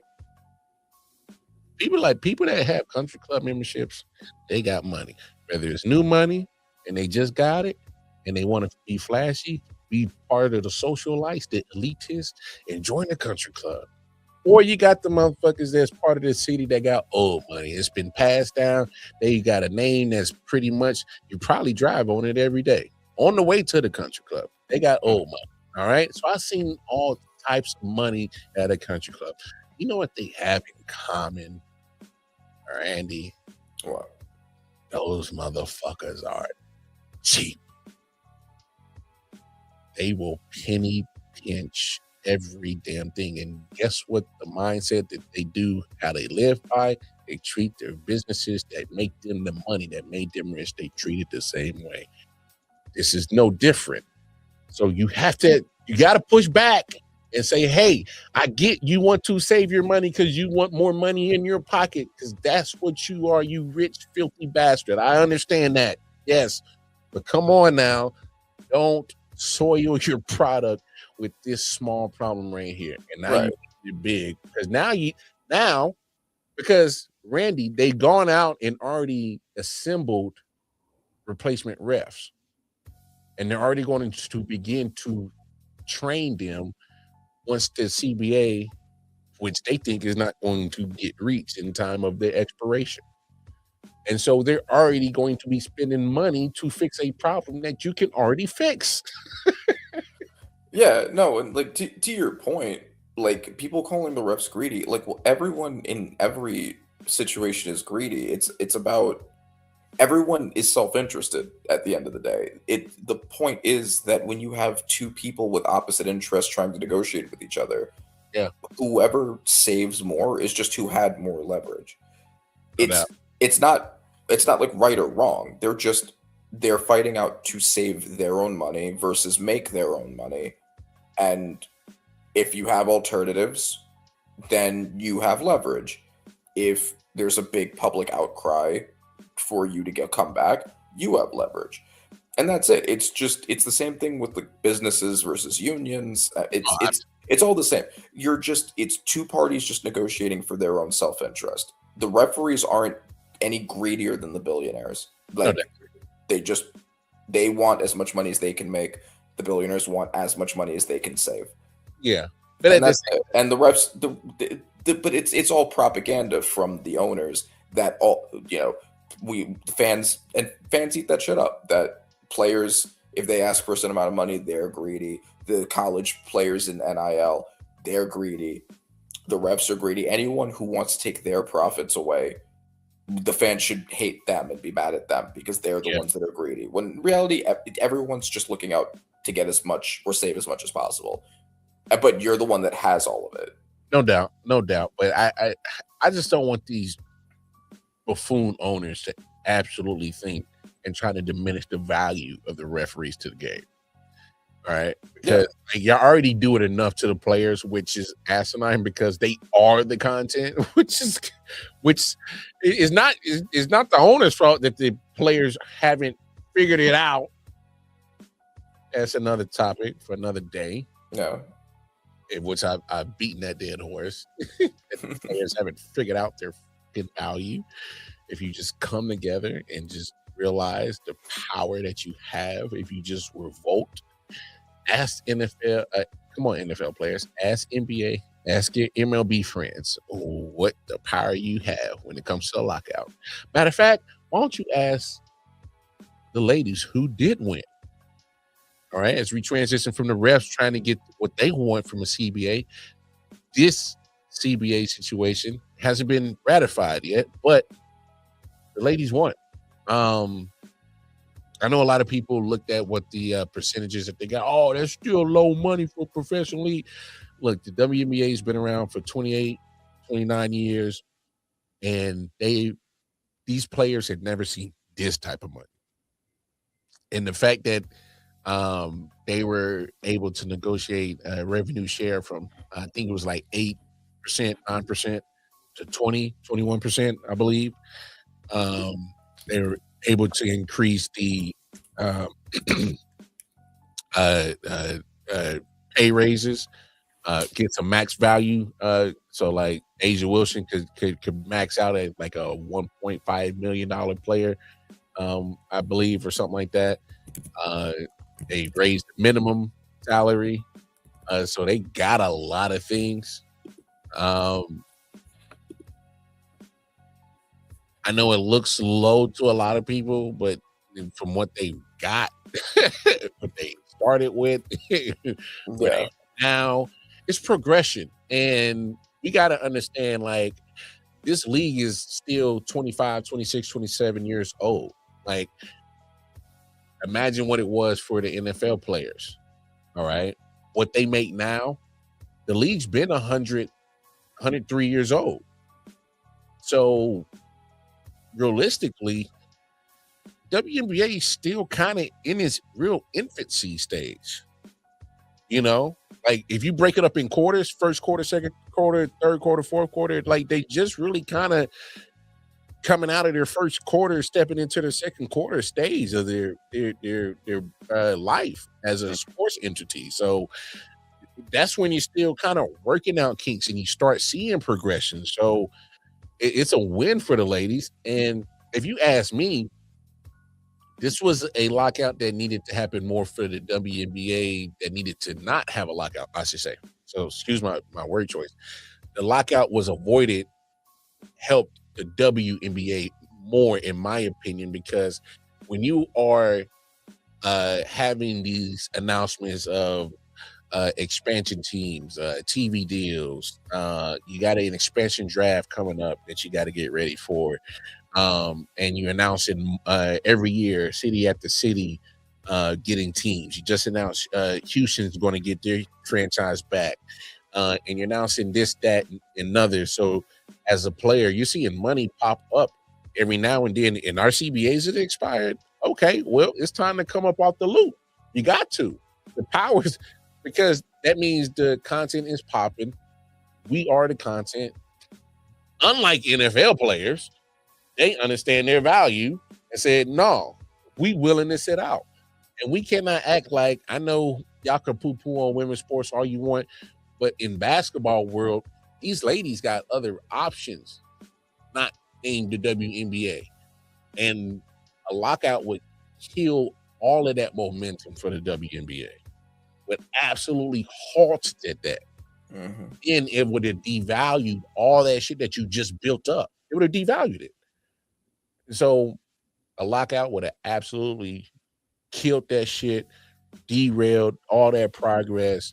But the ladies had other options.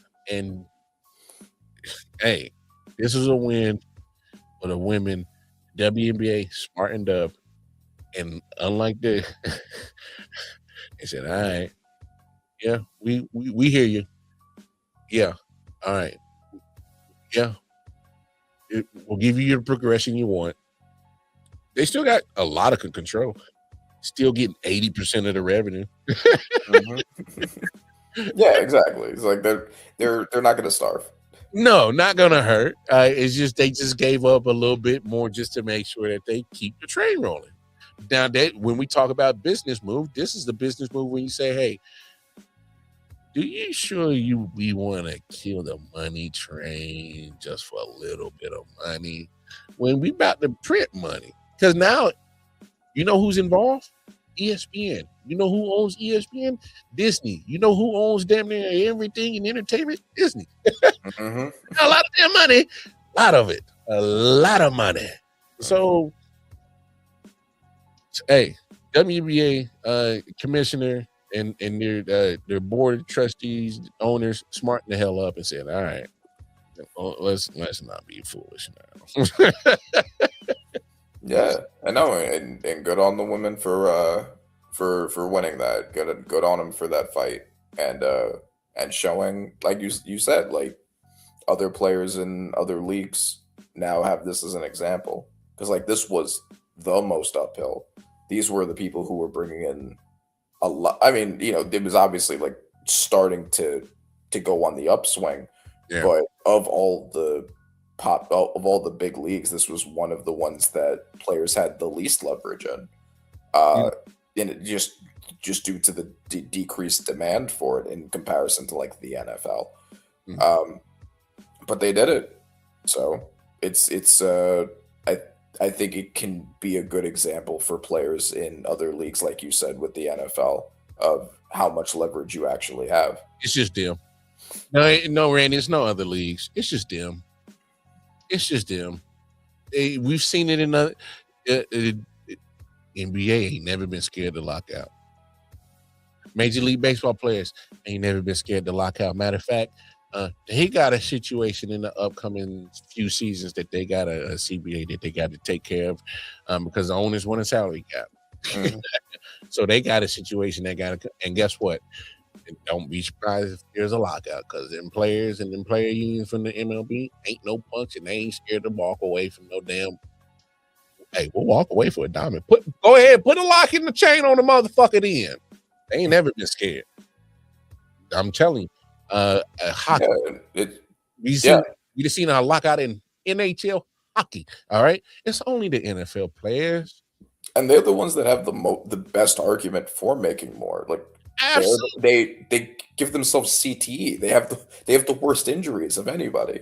Oh, that's the problem. See, Randy, that's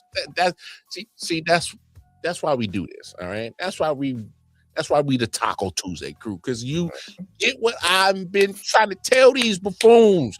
You gonna risk your life, your body, your mind, 18 games, sometimes 20 plus to win a championship, and you ain't got the audacity to take care of yourself, not only during but post career?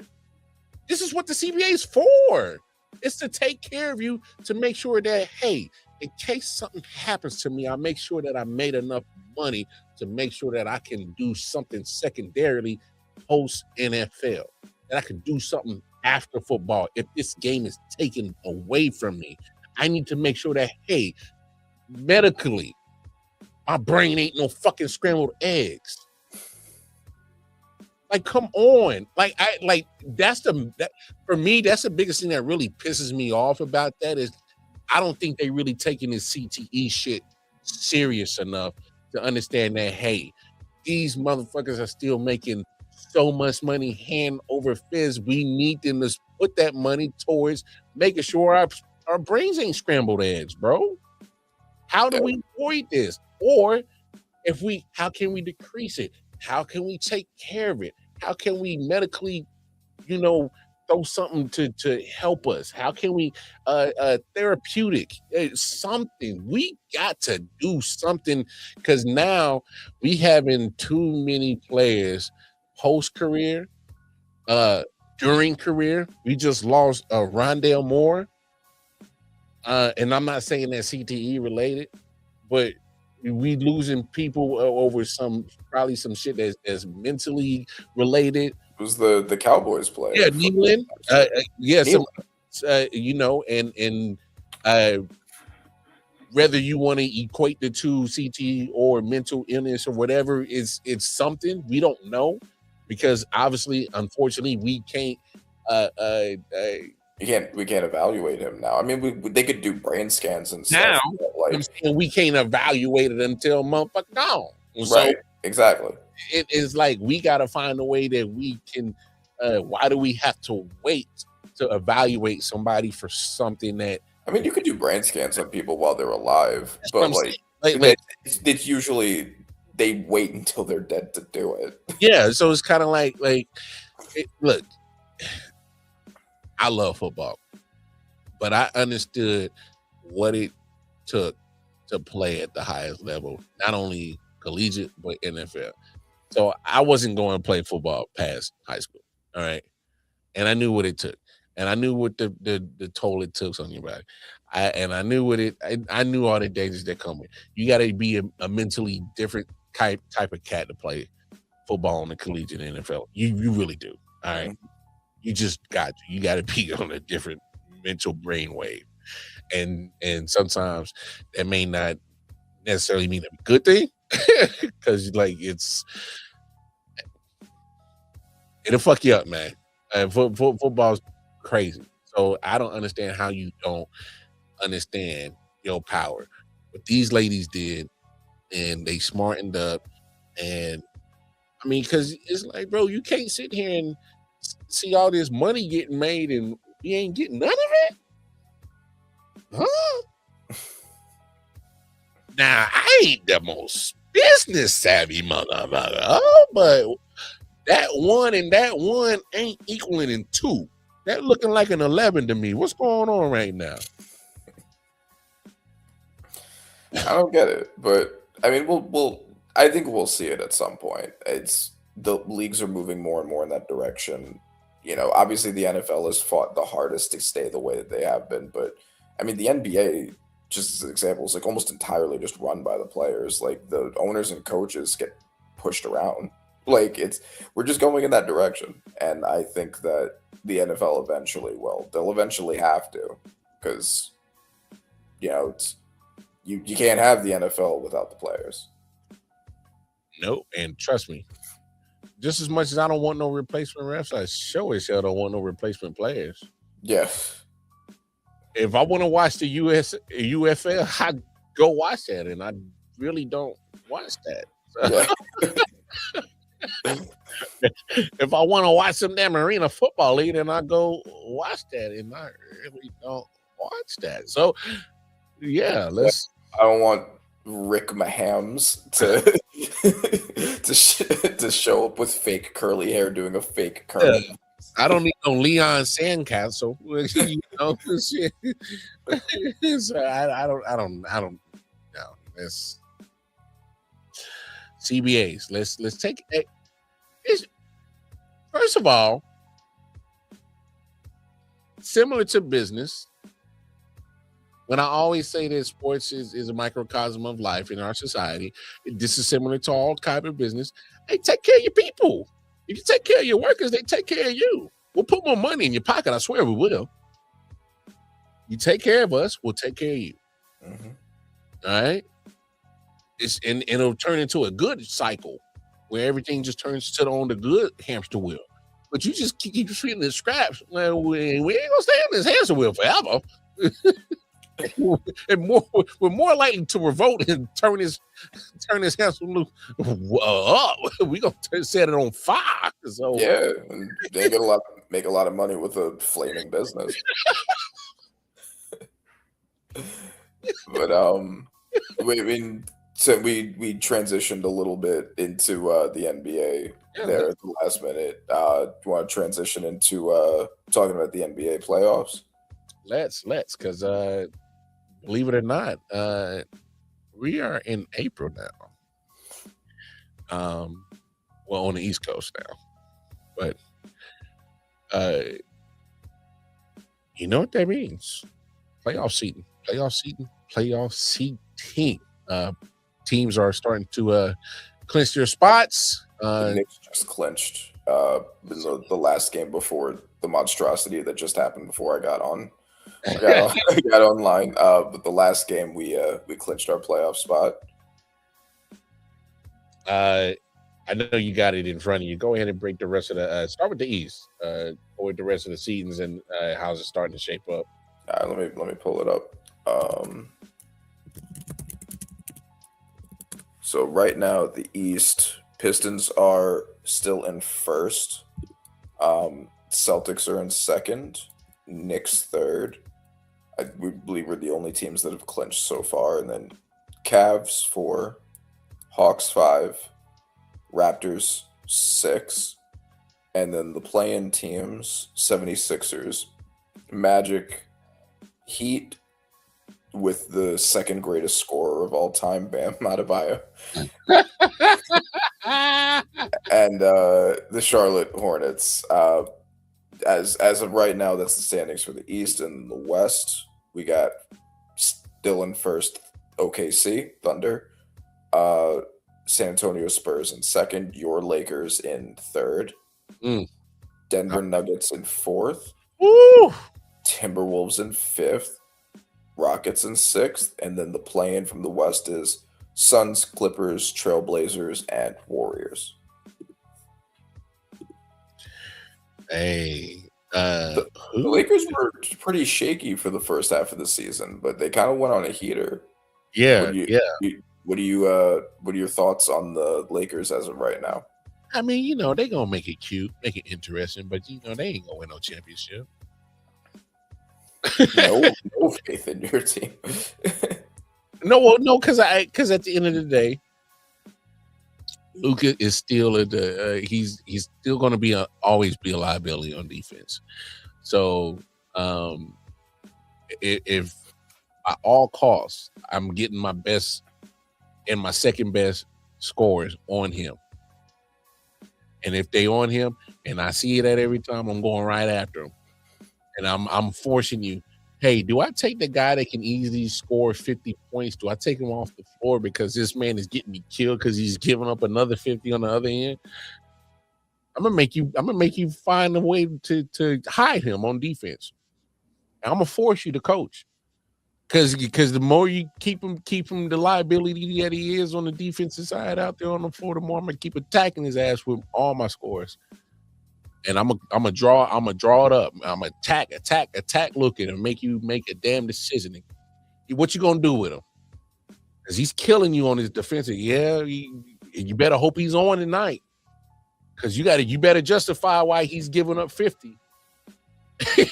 You better justify it. I'm gonna make you justify it if I'm a coach. So I don't. And then at that point, I'm not gonna fake the funk neither. LeBron at this point in his career, he ain't been playing defense for the last 5 years. Nah, he hasn't. So Austin Reeves isn't giving you much on defense. DeAndre is your best defender right now. So DeAndre Ayton got to play Superman on the defensive side. Nah. I mean, based off this standing right now, if everything were to stay the same, you would be going against Houston. Yeah, Houston, which is a loaded defensive squad. How do you see yourself in that matchup in that kind of series? Well, if you ask me, I don't know what it is. I kind of think Houston kind of underachieving this year. I think so too. Yeah. It's been kind of weird with them. I know their shooting isn't great outside of KD, so that's probably the biggest issue for them right now. Like, I mean, they brought in KD to be their shooter because they don't really have much outside of him. I think defense. Oh, we're not worried about the defense. We're worried about, okay, so if KD goes cold, Right. what if KD has those? Because we've seen KD go 7 for 21, 7 for 23 before, and can't hit the backside of a barn. Yeah, I mean, it's the outside. It's the opposite problem that the Lakers have. It's an offensive team versus a defensive team. So at that point, it is going to be a stalemate, and who's going to show up that night? And my problem is with Houston is that I don't think they really kind of shored up that Fred VanVleet injury. That's kind of showing himself this year. I know Fred's a little bit up there in age, but I love what he brings with the consistency that he did at point guard. But that's just me personally. I just kind of think that injury showing himself this season. But other than that, I would favor Houston because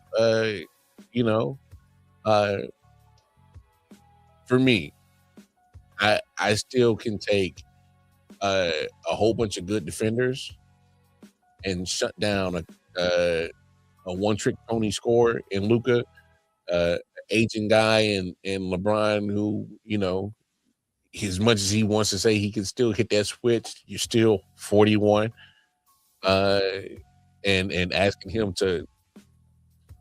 LeBron days of carrying been done. So if Luka is shut down by a good defensive team, and you guys LeBron to carry, his carrying days are done. He's not supposed to be carrying no more. That was the point of bringing Luka in. Yeah. Like LeBron of scoring 40 plus and taking over games, and I'm not saying that's not possible, because in today's game, and it's definitely possible, but not when you got an elite defensive team, not just defensive players, defensive team. I mean, Luka got brought into this team where it was supposed to be like a unit with him and LeBron, and meanwhile, Luka's had the highest usage rate of any player in the NBA for years. He still does. He's taken shot attempts over the past, I think, 2 months than LeBron and Austin Reeves combined have. Yeah. So it's also the heliocentricity is also not going to be great for a team like a loaded defensive team like Houston, because there are so many people you can, like, it's going to be him. He's the one taking the shot most of the time. So like you know who to assign your guy on. Like I just don't. Yeah, I mean I agree. I don't think that it's a winning system. Yeah. Rest of the West, I am kind of Phoenix is being scrappy. I'm not gonna lie about that. Phoenix is being scrappy, but like I don't know. I think Brooks, I believe, is still injured. I don't think if they make it out of the play-in, they're getting like immediately eliminated. I don't see them. I think their matchup would be the Clippers. I don't think they're winning against the Clippers. Here's one. So they might sweep them. Here's my question for you.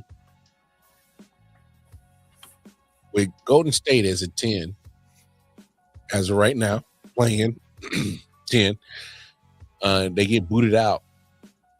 At some point, what are we doing here? It's tough. What are we doing here at Golden State if they don't get out this plan? What are we doing? It's tough here? Because like the answer would be to trade Steph. The answer would be to trade Steph and Draymond. I don't know what kind of trade value they have at their age.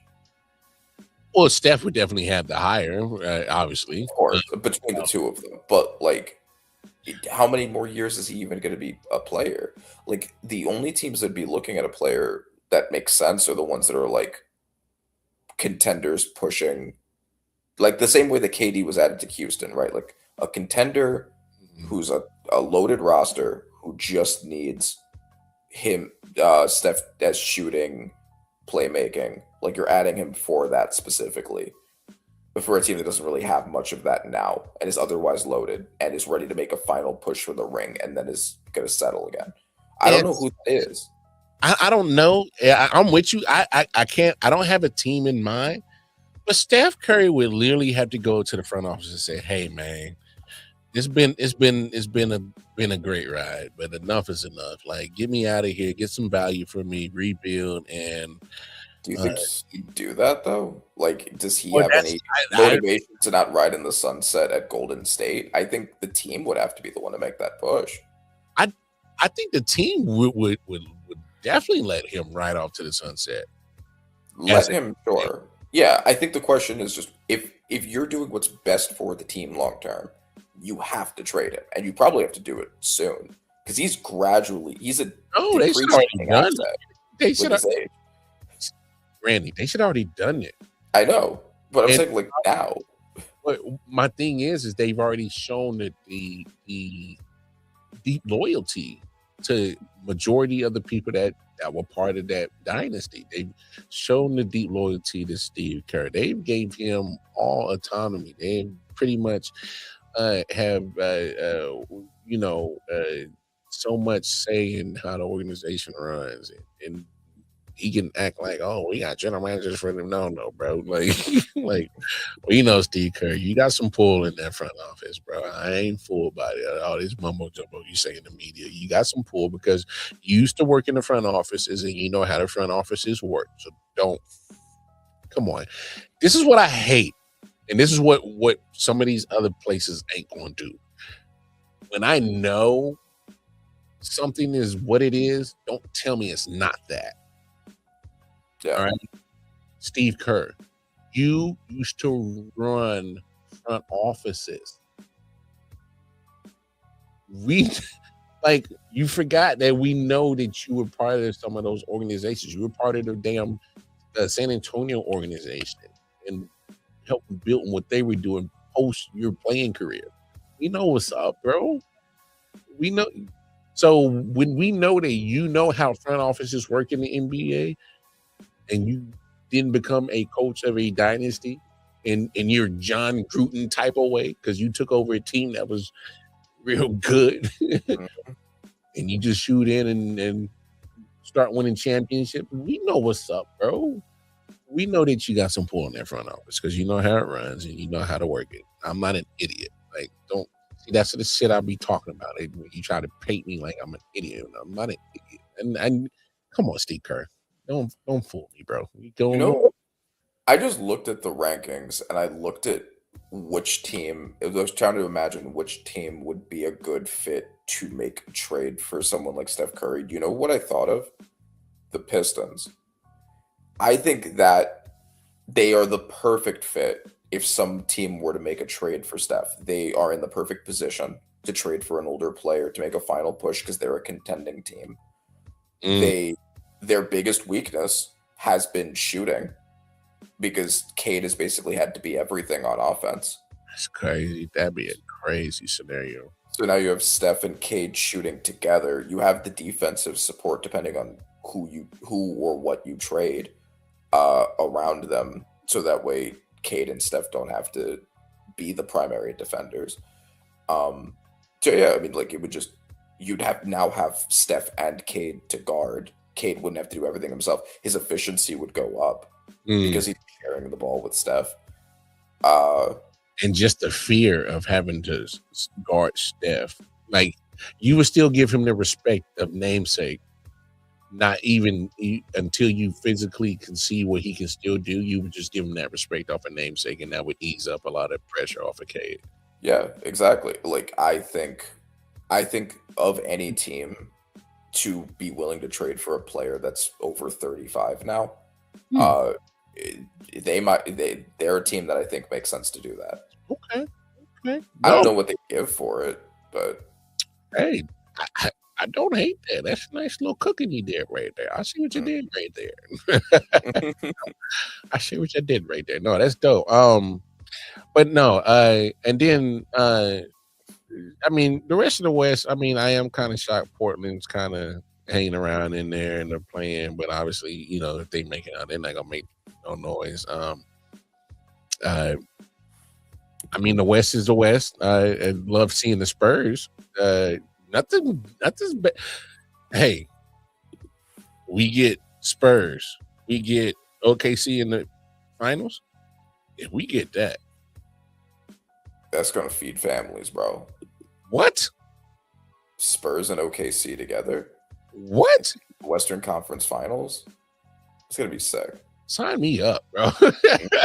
Sign me and I don't care. I don't care if y'all got to make some foolish calls. You make sure they get to 7. You make sure it gets to 7. Yeah, I don't For care. sure. Somebody got to make the call in Vegas, New York. I don't give a damn. Make sure they just get to 7. I need 7. All right. I need 7 Spurs on the Western Conference Final. Book it. All right. Book it. All right. That's it. If I don't get that, one of them two have failed me at epic proportions, and I will make sure that I will flame you on this show. So, yes, if Spurs and Thunders, y'all don't get to the finals, Western Conference Finals, one of y'all getting flamed on here. So, yeah. And I mean, like we've seen, they've had multiple matchups, and the Spurs have had the upper hand against them in, I think, the majority of them now. So, I mean, the Spurs could easily end up, Wemby and the Spurs could end up making the finals after one of the quickest rebuilds we've ever seen. oh my gosh. Well, it's a quick rebuild because it does help when you have an alien like Wemby that's part of that quick rebuild. I mean, my goodness. We talked about it, I think it was last week, about the MVP conversation. Yeah, look, hey, man, if the man is playing ball like that, he's a second seed, and we can't act like that's never helped having a good winning record to help your MVP case. Right, being the best defender in the NBA by a mile, plus arguably a top 10 offensive player, and having the best on-off splits of anyone in the NBA. We're talking about the best two-way player in the world right now, guys. Yeah. So I mean, you know, like he certainly has a case for it. I don't know if he's my number one choice, but he has a case for it. Hey, man. End of the day. And also, I would be thrilled if the Spurs were the ones to be in the finals, specifically because the Knicks have a winning record against them. I hear And you. we had their number in the NBA Cup. We had their number when we stopped their winning streak earlier in the season. Hey, Randy. They're a good matchup for us. Randy. All I'm gonna say is, my dog, and I'm not trying to put this juju on you, dog. All right. Don't put it. Take No, that juice back, damn it. Not because I got mad love for you, dog. Look, all I'm saying is that, bro, be careful, man. All right, because the sleeping giant in Boston is finally woken up. All right, Tatum's back. All right, Jalen, you know, he's doing his thing. Hey, be careful, man. All right.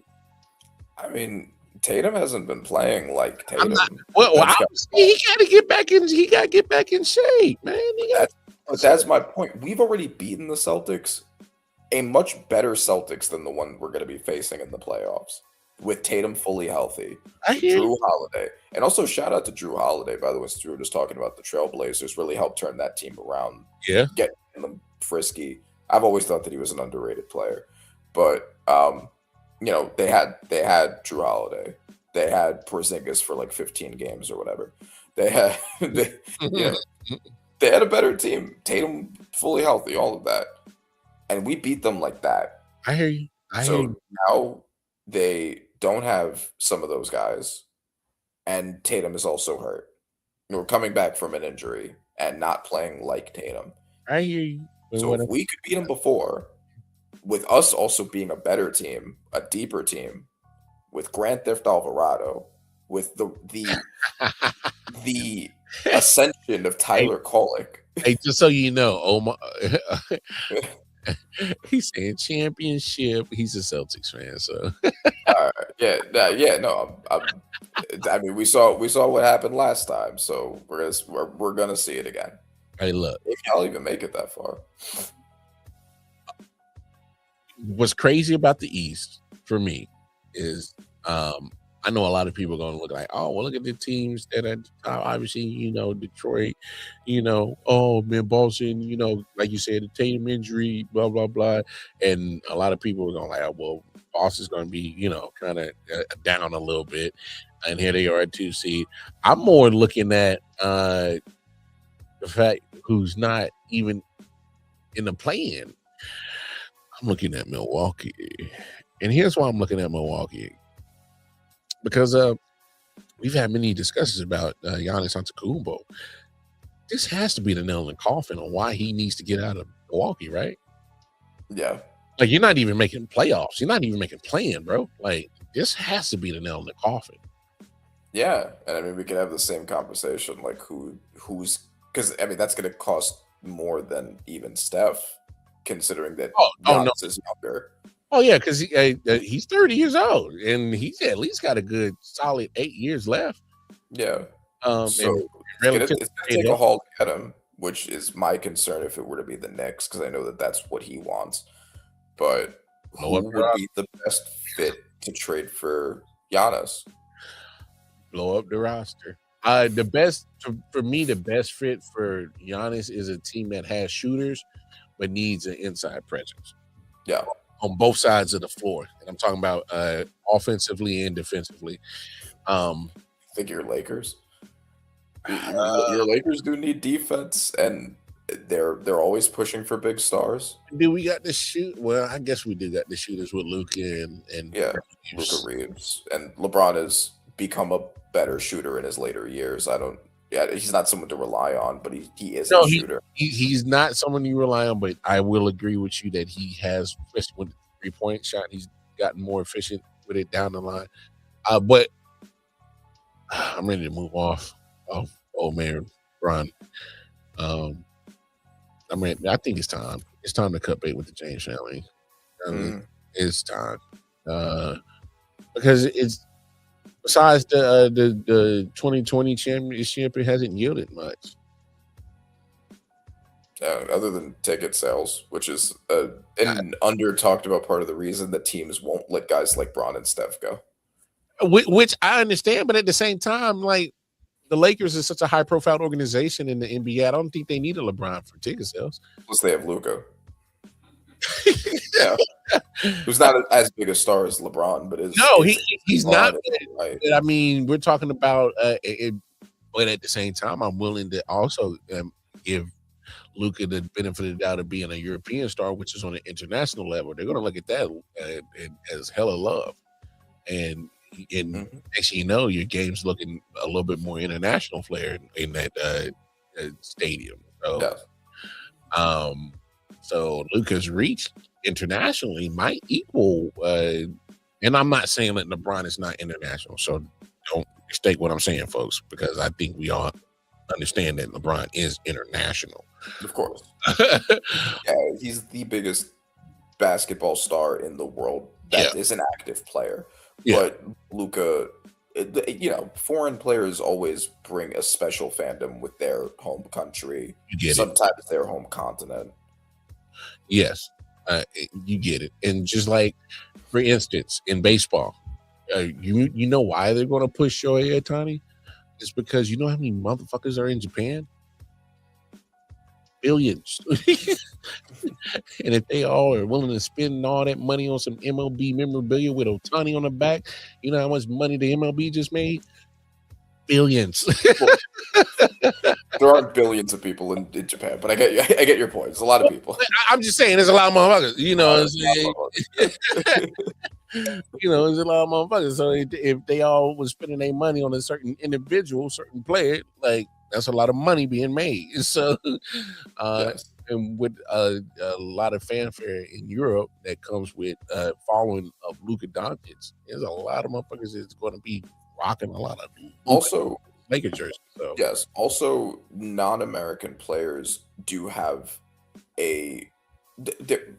because countries other than America and some others aren't used to having those dominant international stars, when they get them, they become loyal to them. Like Luka's home country is very loyal to Luka in a way that American fans aren't always for our stars, because we're used to being the international star setters. And whatever team Luka goes to, they a fan of that team. They was Maverick fans. They were. Laker fans now. Yeah, exactly. Because the ones that weren't already, because those were the hats they saw. no, without a doubt. But I mean, that's also part of that, I guess, different mindset of a lot of people generationally now. They tend to follow the player, not necessarily the teams. Yes. Which is a very NBA thing, especially. Yes. So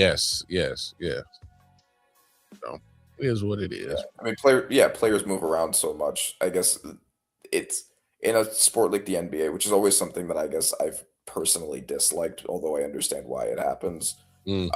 Because players move around so much, sometimes it just makes more sense to be loyal to a player than a team.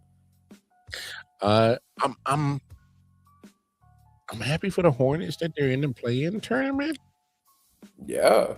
And they look really good. They've looked really good for a while now. Because they just been trying and just been trying to get some of substance to be competitive, and they've been trying. And hey, looks like they we'll see what happens what they do. One of the best shooting trios ever. Like statistically, between Colin Campbell, Brandon Miller, and LaMelo Ball, like that's they might have, and that's the whole point. Because we've talked about like all. Randy, are they going to have the Rookie of the Year? Yeah, they might have the Rookie of the Year too. On top of that, are they going to have the Rookie of the Year in Charlotte, North Carolina? It's because Adam Silver had that whole thing we talked about tanking a few weeks ago. It's like, tanking works. Tanking just works. Like you may not like it. It may not be good for business in the short term. It may not be good for ratings, but tanking works. You can ask Detroit. You can ask San Antonio. You can ask Charlotte. It works, baby. It works. The Timberwolves are good now. They'd been tanking for years before that. I know my Knicks. It took us a while to get good. Hey, all you gotta do is tank, baby. Yeah. Nah, this was fun, man. I appreciate everything that you contributed to the I.O.W, man. I always appreciate you, Randy. But man, we're gonna shut down shop, close it down, man. It's some great combo tonight. But y'all know what it is. Close it out with the Israel Adesanya. Oh yeah, real quick. I'm gonna be honest with you. Yeah. The losing streak he's on, I think he needs just a quick vacation. Yeah.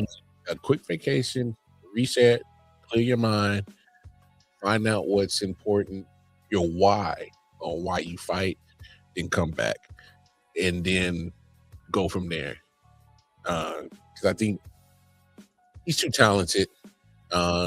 And the way that he went out that fight, I was like, that's not Israel. What is this?